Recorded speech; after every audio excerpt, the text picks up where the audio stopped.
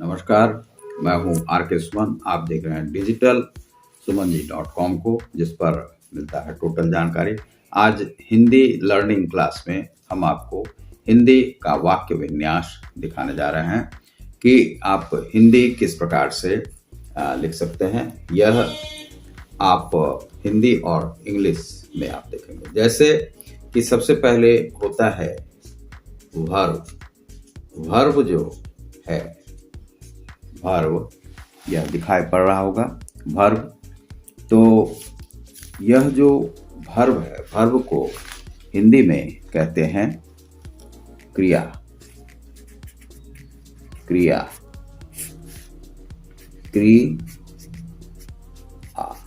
क्रिया।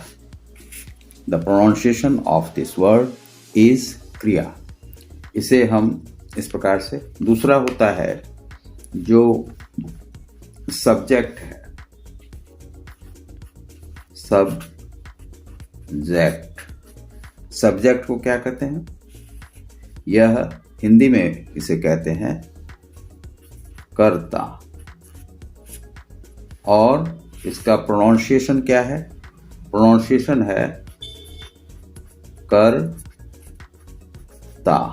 देख लीजिए, कर्ता। और यह कर्ता होता है। उसके बाद वर्ब होता है। वर्ब के बाद जो ऑब्जेक्ट आता है, ऑब्जेक्ट। ऑब्जेक्ट जो है, इसे क्या कहते हैं? कर्म। कर्म। और इसका प्रोनाउंसिएशन क्या है कर्म का? KARM, कर्म। ये कर्म है प्रोनाउंसिएशन। अब जो भी वाक्य बनाए जाएंगे, वह जो वाक्य है उसमें जो उसका स्ट्रक्चर होगा, तो कैसा होगा?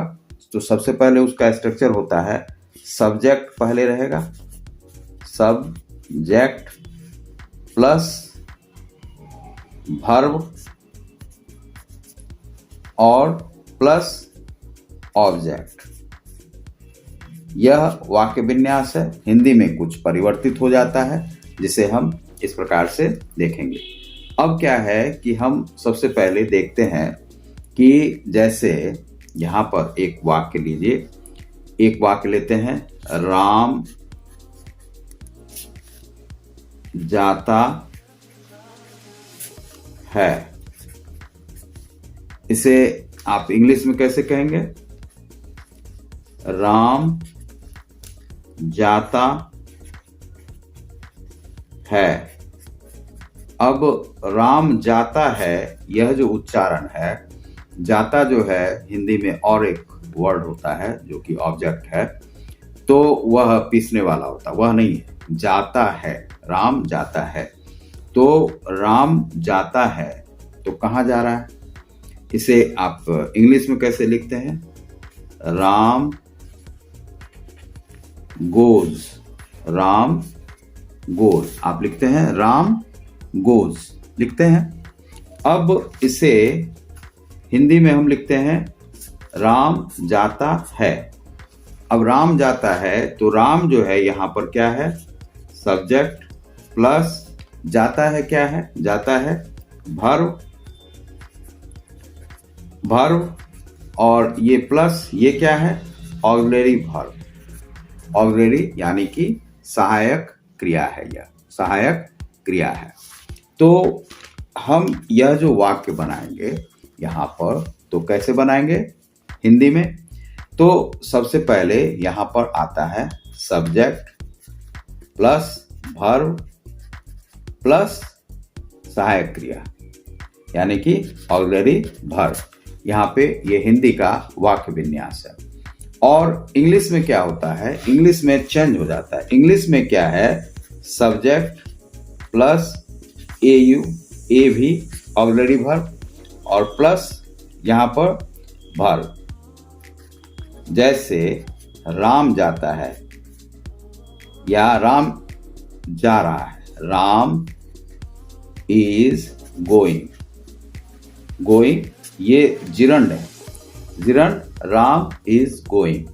राम यहाँ पर सब्जेक्ट हो गया, यहाँ पर इज जो है यह क्या हो गया, इज हो गया आपको ऑक्सिलरी वर्ब, और यह क्या हो गया, गोइंग, गोइंग हो गया आपको यह gerund, gerund, gerund is verb, verb हो गया, जाना से यह बना है, आईएनजी लगा है इसीलिए यह जिरंड हो गया। तो अब इसमें यह जो है, आप जब वाक्य बनाएंगे तो सबसे पहले हिंदी में कैसे बनाएंगे, तो जैसे राम स्कूल जाता है, राम स्कूल जाता है, तो सबसे पहले हम सोचेंगे राम, राम क्या हो गया, राम, राम यह सब्जेक्ट हुआ, सब्जेक्ट एस, एस, स्कूल जाता है, स्कूल, यहां पर ऑब्जेक्ट स्कूल, स्कूल, स्कूल, जाता है, जाता है, राम स्कूल जाता है। अब यहां पर ये सब्जेक्ट हुआ, ये स्कूल क्या हो गया, ऑब्जेक्ट हो गया, और ये जाता है क्या हो गया, वर्ब हो गया, और ये ए भी। अब ये क्या है, यहां पर देख लीजिए, राम स्कूल जाता है, राम स्कूल जाता है, राम क्या हो गया, सब्जेक्ट, सब्जेक्ट, और स्कूल, स्कूल क्या हो गया, स्कूल क्या हो गया, ऑब्जेक्ट, और जाता है, जाता है वर्ब, और ऑक्सिलरी वर्ब है, ऑक्सिलरी वर्ब। अब इसी को इंग्लिश में कैसे बनाएंगे, तो Ram goes to school, Ram goes to school. अब इसमें क्या है कि राम यहां पर सब्जेक्ट, वर्ब प्लस ऑब्जेक्ट, ये इंग्लिश और हिंदी के वाक्य विन्यास में थोड़ा सा अंतर है। क्या अंतर है कि इसमें जैसे कि वर्ब बीच में आता है, ऑक्सिलरी वर्ब जो है इसमें पहले आता है, और हिंदी में क्या होता है कि ऑक्सिलरी वर्ब जैसे है, हूं आदि, यानी कि am are is, am are is, am is हूं, and this is auxiliary verb, auxiliary verb ये है एम, और आर, आर क्या है, ऑक्सिलरी वर्ब, ऑक्सिलरी वर्ब, और ये क्या है, हैं, ठीक है। और यहां पर इज क्या है, ऑक्सिलरी वर्ब, और यहां पर क्या है, इसका अर्थ हो गया है। तो यह जो है एम है, आर और इज, एम, ये सभी जो शब्द हैं वह हिंदी के वाक्य विन्यास में जो वाक्य के अंत में है। जैसे मैं जाता हूं, मैं जाता हूं। अब यहां पर जो मैं जाता हूं जो शब्द है, मैं जाता हूं, यहां पर वह देख लेते हैं, मैं जाता हूं, मैं जाता हूं, मैं जाता हूं है। तो इसे हम इंग्लिश में कैसे बनाएंगे, इंग्लिश में मैं जाता हूं को इंग्लिश में बनाएंगे आई गो, आई गो। यह जो है यहां पर आप देखिए, यह सिंपल जो है वर्ब आया, और यहां पर क्या आ गया, आई, मतलब मैं जाता हूं, इसका भी अर्थ है मैं जाता हूं, और इसका भी अर्थ है मैं जाता हूं, आई गो। In English I go, and मैं जाता हूं, I am, I go. And you are learning Hindi in English medium. Here I am